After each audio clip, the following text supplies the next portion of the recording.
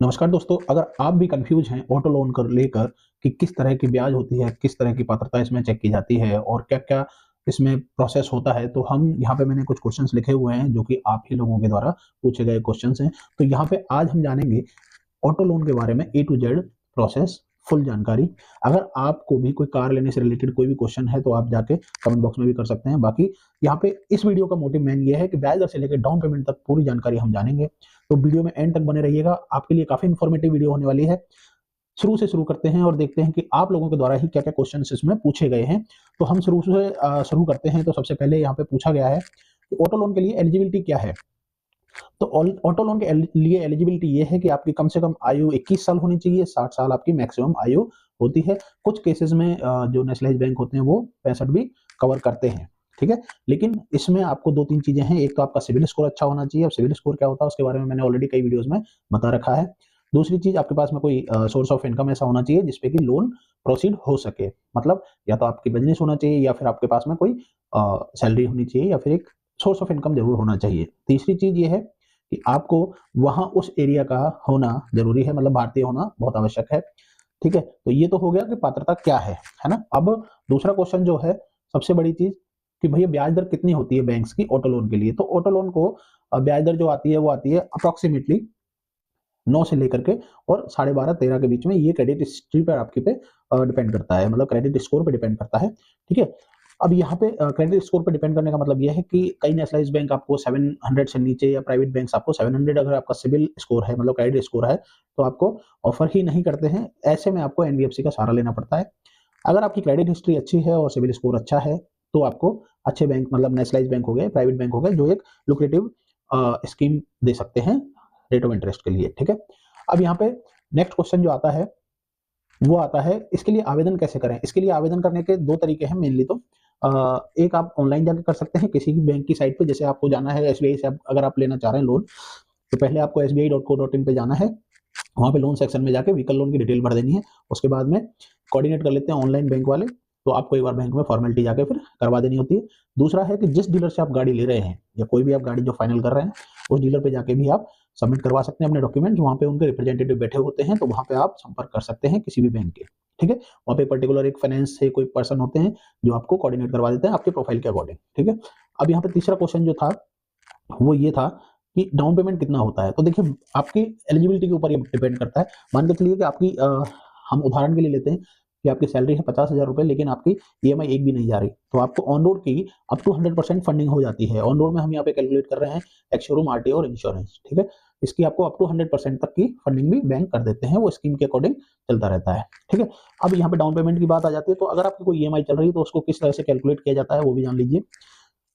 आपका जो सैलरी का 50% है उतने तक की ईएमआई आप दे सकते हैं। बेसिकली 50,000 रुपए आप कमा रहे हैं तो लगभग आप 25,000 रुपए तक ईएमआई पे कर सकते हैं बिना किसी दिक्कत के। बैंक को 50% तक कंसिडर करने में कोई दिक्कत नहीं होती। इससे ज्यादा पे आप लेते हैं तो वो डिपेंड करता है परिस्थिति पे कि बैंक किस तरह से आपको ऑफर करता है। इसमें को एप्लीकेंट ऐड करवा सकता है बैंक, क्योंकि उसमें सोर्स ऑफ इनकम उसको मिल जाता है, ठीक है। तो ये रह गया डाउन पेमेंट का। आपको 15% लगभग आपको डाउन पेमेंट करना होता है, ठीक है। नेक्स्ट क्वेश्चन पे हम आते हैं। तो ईएमआई क्या होगा। ईएमआई कैलकुलेटर, देखिए इसमें ईएमआई आप आराम से निकाल सकते हैं। किसी भी गूगल प्ले स्टोर पे जाइए और वहां पे ईएमआई कैलकुलेटर लिख के आप सर्च करेंगे तो आपको ईएमआई आ जाएगा, ठीक है। दूसरी चीज ये है कि आपकी जो रेट ऑफ इंटरेस्ट होता है उसके ऊपर डिपेंड करता है कि आपकी ईएमआई क्या आएगी, ठीक है। अब यहाँ पे भुगतान कैसे करेंगे ऑटो लोन के लिए, नेक्स्ट क्वेश्चन ये था, ठीक है। तो ऑटो लोन के लिए भुगतान के लिए इसमें ईसीएस लगता है, आपके साइन होते हैं। ये ऑटो डेबिट सिस्टम के थ्रू ही अपने आप ईएमआई डिडक्ट होती रहती है। अब इसमें दो चीजें होती हैं कि अगर आप चाहें तो ईएमआई को आप पहले भी भर सकते हैं। कई बैंक ऑफर करते हैं, जैसे नेशनलाइज बैंक हो गया। आपके पास में जैसे ज्यादा पैसा एक साथ में आया तो आप क्या करेंगे कि उसको प्रीपेमेंट में कर सकते हैं, मतलब पार्ट पेमेंट आप डाल सकते हैं। उससे क्या होगा, आपका प्रिंसिपल अमाउंट जो है वो कम हो जाएगा, तो रेस्ट जो इंटरेस्ट है वो प्रिंसिपल अमाउंट पे लगेगा, तो उससे आपको काफी बेनिफिट मिल जाता है।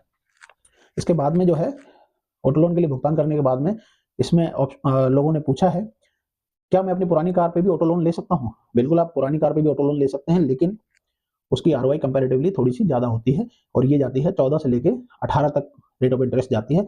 और उसे हर कोई बैंक ऑफर भी नहीं करता है, क्योंकि उसमें काफी सारी चीजें होती है, वैल्यूएशन होती है, रिफाइनेंस का एक पूरा प्रोसेस अलग होता है, ठीक है। अब यहाँ पे ठीक है ना। और ऑटो लोन के लिए कितने दस्तावेज जरूरी है, ठीक है, और कौन कौन से जरूरी हैं। तो यहाँ पे देखिए 5-6 डॉक्यूमेंट्स रिक्वायर होते हैं। बेसिकली आपकी केवाईसी होती है, Aadhaar card, PAN card, mobile number जो आपके बैंक से लिंक हो, फॉर्म 16 या 2 साल का आईटीआर जो आपके पास में हो, सैलरी स्लिप, ठीक है, बिजली का बिल और बैंक स्टेटमेंट। बेसिकली ये रिक्वायरमेंट होती है।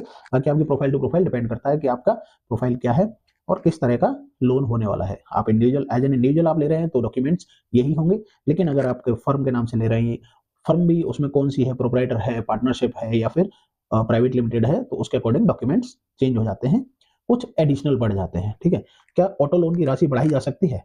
बेसिकली यहाँ पे देखिए ऑटो लोन की आपको क्या करना होता है, अप टू 100% तक फंडिंग हो जाती है। अब आपके ऊपर डिपेंड करता है कि आपके पास में कितना डाउन पेमेंट है या फिर कितना आप डाउन पेमेंट करना चाह रहे हैं, क्योंकि इसमें तो 15% तक का है, लेकिन उसमें आपके ऊपर ईएमआई का बोझ भी आ जाता है, तो ये भी ध्यान में रखने लायक चीज होने वाली है। ठीक है, ऑटो लोन जल्दी भुगतान करने का क्या फायदा है? नेक्स्ट क्वेश्चन बहुत इंपॉर्टेंट है और आपको ध्यान से सुनने वाला भी है।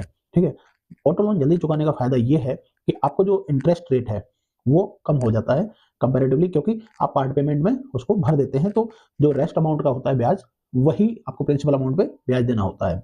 ये फायदा होता है। लेकिन ये कुछ ही बैंक हैं जो कि आपको ऑफर प्रोवाइड करते हैं, और वो भी उसमें से भी नेशनलाइज बैंक हैं, ज्यादातर प्राइवेट बैंक के ऑफर नहीं करते हैं। उसमें 2 से 5% वो चार्ज लेते हैं अगर आप कोई पेमेंट आप जमा कराते हैं तो। ठीक है, अब इसमें नेक्स्ट क्वेश्चन ये था कि न्यूनतम आयु सीमा क्या है? तो देखिए वैसे तो 21 साल है, लेकिन 24 साल मिनिमम एज बैंक कंसिडर करता ही करता है, क्योंकि आपको एटलीस्ट इतना होना चाहिए कि आपको एक ऑफर कर रहे हैं बैंक पैसा देने के लिए, तो आपको उसकी समझ भी होनी जरूरी है।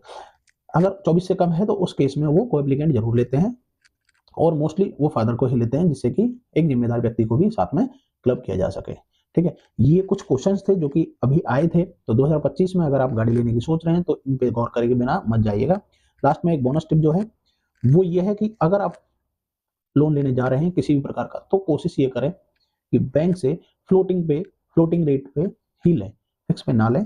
कुछ बैंक जो है वो फिक्स्ड पे देते हैं, और कुछ बैंक इसको फ्लोटिंग पे देते हैं। तो फ्लोटिंग पे ना लेके आप फ्लोटिंग पे लेके आपको ही लोन रखना है, क्योंकि जब भी आपकी आरओआई फ्लक्चुएट करता है, बैंक जब भी करता है चेंज, तो उस केस में आपको फायदा मिलता है। हाँ, इसमें नुकसान होने की संभावना होती है, क्योंकि अगर आरओआई बढ़ेगी तो आपको बढ़ी हुई देनी पड़ेगी। लेकिन अभी क्या है कि बैंक जो है लोन्स को प्रमोट कर रहे हैं, बैंक का मेन काम ही लोन्स को प्रमोट करना है, तो कंपैरेटिवली आपको आईटीआर जो है वो महंगी नहीं लगने वाली है, ऐसा मेरा मानना है। बाकी और अच्छे से सोच समझ के फैसला लें, और भी रेफरेंस साइट्स वगैरह देख सकते हैं आप, अपने यार मित्रों से सलाह ले सकते हैं, क्योंकि ये एक वीडियो जो है वो एजुकेशनल पर्पज के लिए बनाया हुआ है। तो आज की वीडियो में मैंने आपको सारी चीज क्लियर करके बताई कि आपको लोन की देखो ब्याज दर से लेकर डाउन पेमेंट तक सब चीज एक ही वीडियो में मैंने जानकारी दी है। अगर आपको पसंद आया हो तो लाइक कर दीजिएगा, अगर चैनल पर पहली बार आए तो सब्सक्राइब करना ना भूलिएगा। मिलते हैं नेक्स्ट वीडियो में, और इसी तरह के इन्फॉर्मेटिव वीडियोस के लिए चैनल पर बने रहिएगा। धन्यवाद।